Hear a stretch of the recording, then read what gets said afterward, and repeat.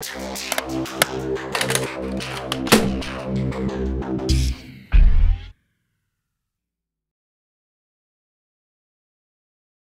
guys, thanks for watching Nerf Socom modifications. Today I'm going to be reviewing and showing you how to install the Orange ModWorks Stage 1 kit for the Alpha Trooper. So first of all, it comes in a nice box. Once you open it, you'll have several different parts. First you'll have the spring. It's a 5 kg spring. A little instruction manual. This helps if you're not watching this video. And a little package with some stickers, reinforcement plate, plunger catch, and plunger catch springs. And these are all very important parts if you're going to upgrade your spring. They give you all the parts that are necessary.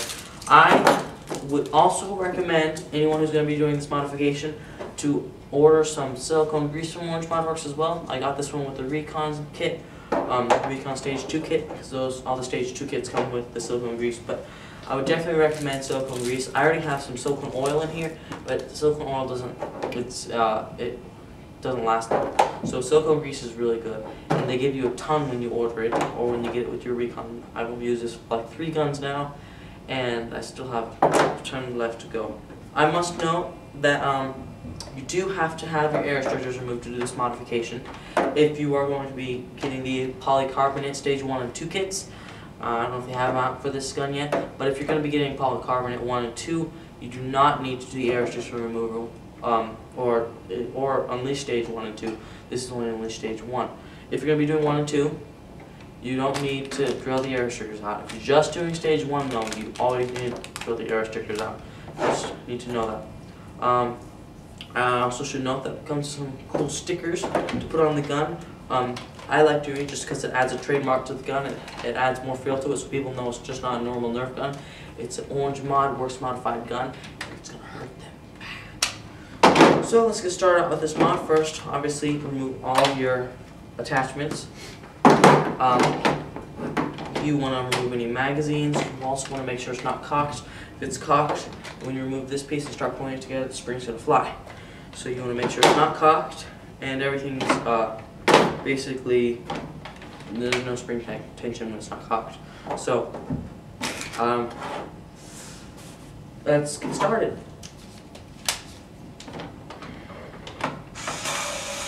Okay, now I have all my screws removed. You want to make sure you pull this piece off because it holds it together as well. And there's 2 screws on the back of that. And it should come apart just fine, just as it did here. I had one piece fall off, which was a little piece for the dart here. So now we've taken this gun apart. You'll see we may be missing something here. We are missing something here. This is a lock for the magazine. You can remove that. It should be attached to the slide, the bolt sled. Just make sure you cut it and pull it off. All it does is makes it so you cannot release the clip when the gun is not cocked back. And it's helpful to remove it. I don't see why they put it in there. So first, remove the old spring. Remember, all we're going to be replacing is the spring, this piece here, that's all. No more. And obviously this spring here. So spring gets removed. As you see, it's a very flimsy spring. It's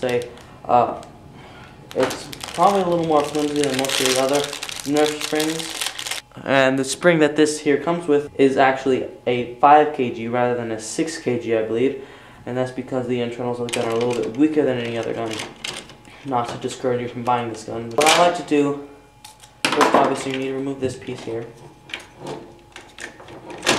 And you don't need to do what I'm about to do. I'm about to remove the entire bolt sled, or at least pull it out most of the way, so that I can loop this up here. And you can also buy some replacement O-rings for pretty cheap. You can buy them at Orange ModWorks. There we go. Just lubed it up real quick, and that's going to last me a long time. It's going to improve the performance of my gun drastically. So, let's put that back on. If you don't have a lube, you don't need to take any of this apart. All you have to do is remove the spring and the catch here. Let's put this new catch on. This reinforcement plate goes in the back of here. I'll show you that later. So let's get one of the catch springs. They give you 2, I think, because they tend to fly away to different countries. You just want to make sure you watch it and make sure it doesn't pop up on you. The spring will fly if you let it. Just make sure, hold it down when you're installing it, actually going back together, putting it back together. And just put the spring in, and you're done. All you have to do. Obviously you need to remove the air restrictors as well. So now put this other piece back on, and just note, normally it doesn't go on the first time. And we have to play with some pieces. It looks like it did go on this time for me.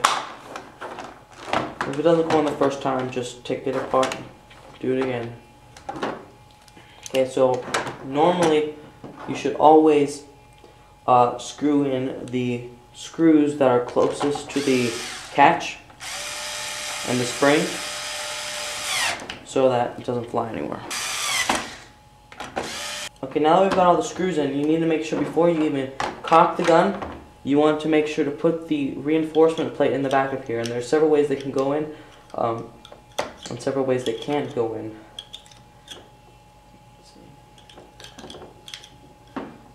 And these holes always go down. Screw these in here. Okay guys, now I'm going to be shooting the modified Alpha Trooper. See, I got the little sticker here. One problem we've noticed is that the plunger catch isn't always catching the plunger, so sometimes we have to cock it twice. So you might want to loop around that as well. So